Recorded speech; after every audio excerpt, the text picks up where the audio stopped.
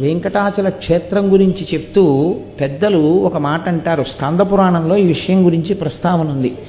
వెంకటేశ్వరునికి సంబంధించి 8 రకములుగా సేవించిన వారు ఎవరైనా సరే విష్ణువునందు సాయుధ్యమును పొందుతారు, అంటే మోక్షమును పొందుతారు.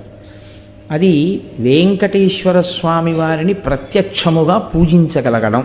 అంటే ఆయనని ఒక మూర్తిలోకి ఆవాహన చేసి, అది ఫోటో అన్న భావనతో, అది ఒక మూర్తి అన్న భావనతో కాకుండా ఈయనే శ్రీ వెంకటేశ్వరుడన్న భావనతో సేవించగలుగుట.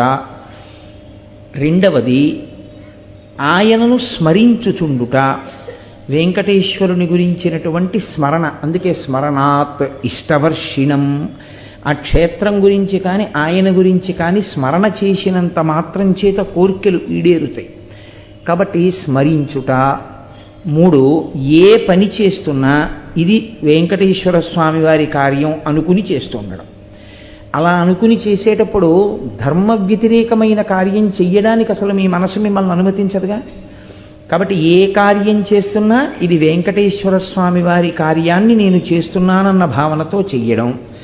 4, వెంకటేశ్వర స్వామి వారి యందు నిరతిశయ ప్రీతి కలిగినటువంటి పరమభక్తులైన వారితో కూడి ఉండడం, అటువంటి వారి పట్ల ప్రేమ కలిగి వారితో ప్రవర్తించడం.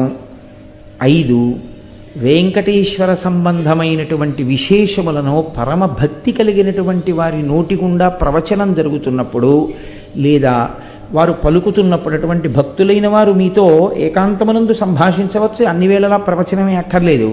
అటువంటి మాటలు విని చాలా సంతోషాన్ని పొందగలిగినటువంటి స్థితిని పొంది ఉండుట.